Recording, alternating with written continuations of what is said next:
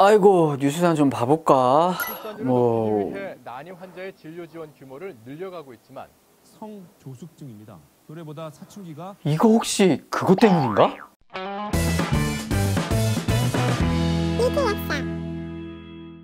먹는 것이 곧 나를 만든다. 안녕하세요, 리틀 약사입니다. 요즘 뉴스를 보면 남성 난임 환자가 급증하고 있다, 아이들의 2차 성징이 빨라지고 있다, 유방암 환자가 늘고 있다, 이런 이야기를 자주 듣게 되는데요. 저는 이런 이야기를 들을 때마다 왜 이렇게 현대에 들어 호르몬적인 문제가 많이 늘어나는 거야, 이거에 대해서 고민해 봅니다. 물론 먹는 문제, 스트레스의 증가도 있겠지만 한 가지 주목되는 부분이 있습니다. 바로 환경 호르몬. 제가 이렇게 환경 호르몬들을 막 찾아보면서 갑자기 마음 한켠에 굉장히 찝찝했던 부분이 생각났습니다. 바로 컵라면. 여러분 생각은 어떠신가요? 우리가 컵라면을 먹을 때 뜨거운 물을 부으면서 뭔가 녹아 나올 것 같고 막 그렇지 않으셨나요? 그리고 도시락이나 배달 음식에 자주 쓰이는 이 플라스틱 용기, 플라스틱 용기를 전자레인지에 돌릴 때에도 비슷한 생각 해보신 적 없으신가요? 환경 호르몬은 내분비 교란 화합물질이라고 합니다. 이름을 통해서 알 수 있듯이 환경 호르몬은 원래의 호르몬 작용을 모방하거나 호르몬의 역할을 수행하는 것을 차단하기도 하고요. 혈액 내에 호르몬의 생성 및 분해 과정에 영향을 미쳐서 호르몬의 수치를 변화시키고 호르몬 체계를 교란시키는 대표적인 물질입니다. 이 때문에 불임, 난임, 성조숙증뿐 아니라 ADHD, 갑상선 질환, 유방암, 또 전립선암 등 다양한 질병의 원인이 됩니다. 특히 우리가 일반적으로 생각해 봤을 때 용량이 좀 많아질수록 이 독성에 의한 위험도도 커진다, 이렇게 좀 생각하지만 이 환경 호르몬만큼은 용량이 얼마가 되었든 간에 그 위험을 예측하기가 어렵다는 게 특징입니다. 자, 이 말은 용량이 많을수록 위험도가 높아지는 게 아니라 용량이 작게 노출되어도 충분히 호르몬적인 문제를 일으킬 수가 있다라는 겁니다. 게다가 우리는 사실상 이 환경 호르몬의 위험에 무방비로 노출된 상태나 다름이 없습니다. 왜냐하면 이런 환경 호르몬은 이 영수증, 비닐, 페인트, 장난감, 그리고 우리가 마시는 이 공기에 있는 미세먼지뿐 아니라 플라스틱 제품에서도 환경 호르몬이 충분히 많이 나올 수 있기 때문이죠. 환경 호르몬 하면 가장 먼저 플라스틱 용기가 떠오르실 겁니다. 그리고 이 플라스틱 용기 때문에 가장 문제가 된 환경 호르몬이 있죠. 바로 비스페놀 A입니다.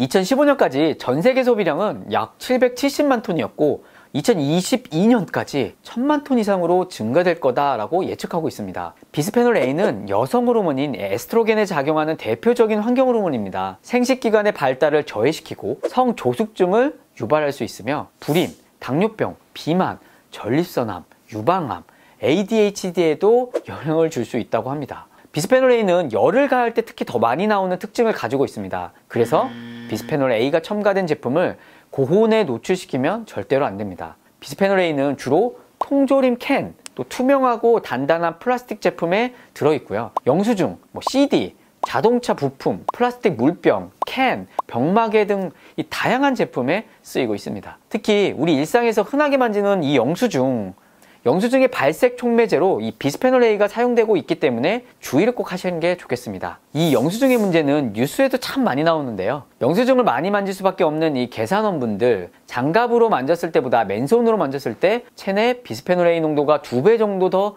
높았다고 합니다. 최근에는 비스페놀 A에 대한 이 사람들의 경각심이 높아지면서 우리나라는 현재 젖병과 화장품 원료로서 비스페놀 A 사용을 금지하고 있습니다. 따라서 비스페놀 프리 제품도 나와 있는데요. 이 비스페놀 프리 제품은 비스페놀 A를 대체하기 위해서 비스페놀 S나 비스페놀 F를 사용한다고 합니다. 하지만 이 비스페놀 S나 F도 비스페놀 A처럼 유해하다라는 의견도 있으니까 되도록이면 어쨌든 영수증은 맨손으로 만지지 마시고 플라스틱 사용도 줄이시는 게 좋겠습니다. 자, 비스페놀이 열을 가할 때 좀 더 많이 노출된다라고 했잖아요. 근데 열을 가하지 않고도요, 접촉만으로 많이 노출될 수 있는 것들이 있습니다. 바로 프탈레이트.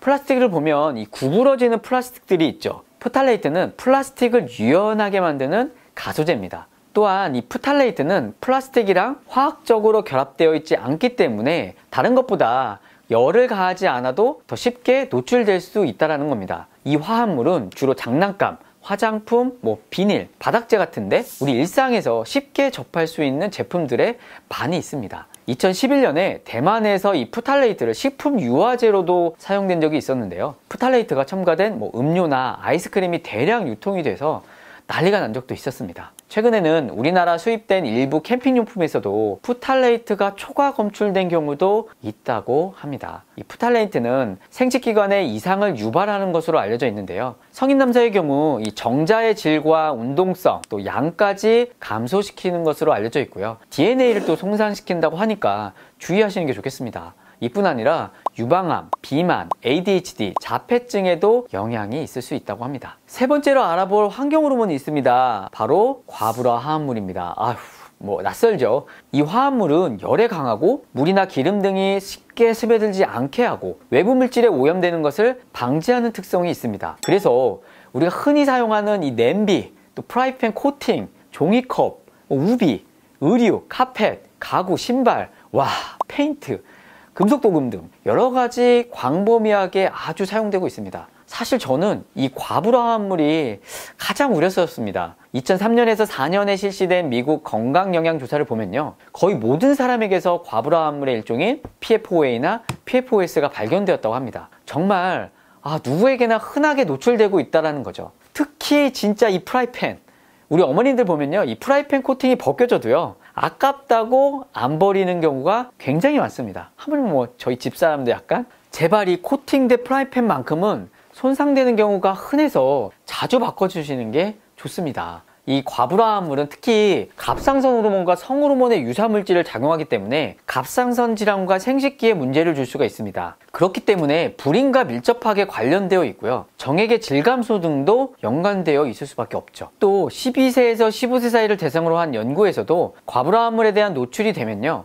ADHD의 위험이 증가되고 성조숙증과도 관련성이 있다라고 알려져 있습니다. 자, 여러분, 프라이팬부터 한번 보시고 바꾸시는 게 어떨까요? 자, 그러면 오늘 마지막 살펴볼 환경 호르몬, 여성분들의 일상과 관련이 있습니다. 바로 파라벤과 트리클로산입니다.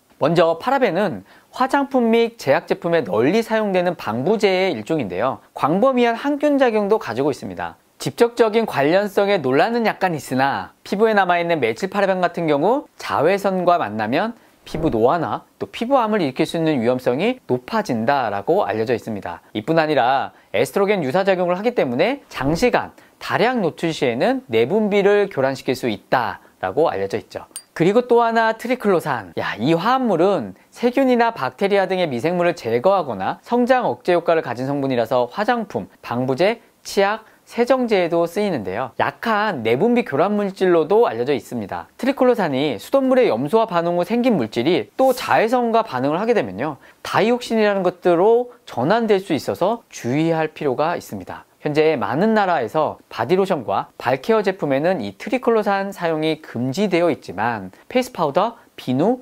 샤워젤에는 여전히 허용되고 있습니다. FDA가 2016년 9월에 이 트리클로산은 일반적으로 안전하거나 효과적이지 않다라고 했습니다. 될 수 있으면 이런 제품들을 구매하실 때 파라벤이나 트리클로산 같은 물질이 있는지 꼼꼼히 좀 따져보시는 것도 좋겠습니다. 걱정되시는 분들은 성분표라든지 요즘 또 주의 성분을 확인할 수 있는 어플들도 있으니까요, 확인해 보시고 구매하셔도 좋겠습니다. 자, 컵라면이나 이 도시락 용기는 환경 호르몬으로부터 안전한지 한번 살펴봐야겠습니다.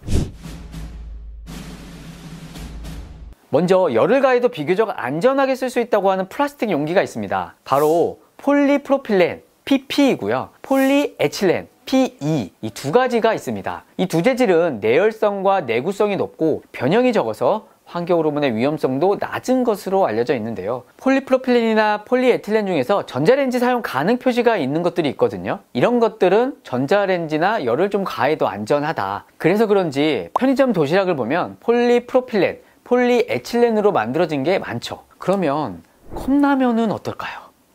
현재 컵라면의 내부 재질은 고온에도 환경 호르몬 유출이 비교적 적은 폴리에틸렌으로 코팅이 되고 있는 추세라고는 합니다. 단 아무리 폴리에틸렌을 코팅했다고 해도 전자레인지 표시가 없으면 전자레인지에 돌리는 것은 안 좋다라고 합니다. 그런데 우리가 진짜 알아야 할 것은 일부 컵라면의 내부 재질이 폴리스티렌이라는 겁니다. 서울 보건환경연구원 조사에 따르면 이 폴리스티렌으로 만들어진 컵라면에 고온의 물을 부어놓고 15분 이상이 경과되었을 때 스티렌 다이머, 트리머 같은 것들이 녹아 나올 수 있다라는 것을 확인했다고 합니다. 특히 폴리스티렌을 전자레인지에 가열을 하면요, 유해 화학 물질이 더 쉽게, 더 많이 나올 수 있다고 하니까 주의하시는 게 좋겠습니다. 이렇게 주의해야 할 폴리스티렌, 가볍고 가격이 저렴해서요, 컵라면뿐 아니라 테이크아웃용 컵 뚜껑, 편의점 도시락 뚜껑 이런 데에도 많이 사용될 수 있거든요. 그래서 제가 내린 결론, 첫 번째, 컵라면은 되도록 폴리스티렌 용기가 아닌 걸 구매해야겠다.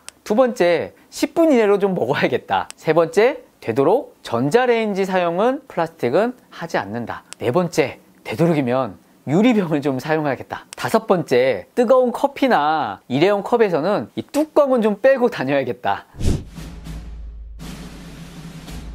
자, 사실 환경호르몬에 대한 대체가 특별한 게 있는 것은 아닙니다. 그런데 내가 얼마나 노출되어 있는지 궁금하신 분들도 있을 수 있는데요. 이 환경호르몬에 얼만큼 노출되어 있는지에 대한 검사를 하는 것들이 또 있습니다. 바로 비스페놀 A, 트리클로산, 프탈레이트, 파라벤을 검사할 수 있다는 겁니다. 하지만 검사를 해서 내 몸에 환경호르몬이 축적되었던 것을 알아도 현재로서는 치료법이 딱히 없는 상황입니다. 실제적으로는 환경호르몬의 원인이 되는 물질과 접촉을 줄이는 게 가장 중요하고요. 또 식이섬유를 많이 섭취해서 대변으로 좀 배출할 수 있게 도와주거나 운동을 통해 땀을 통해 배출하게끔 도와주는 게 가장 좋은 방법입니다.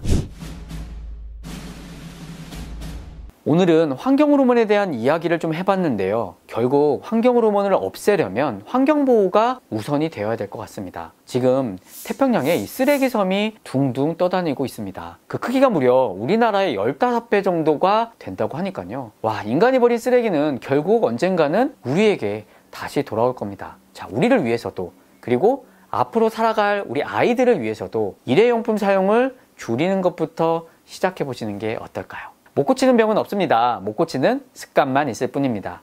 네이버 인플루언서 팬가입을 하시면 리틀 약사의 모든 소식을 한번 해볼 수 있습니다. 지금까지 리틀 약사였습니다. 구독을 원하신다면 이쪽, 더 많은 영상들을 보고 싶다면 이쪽.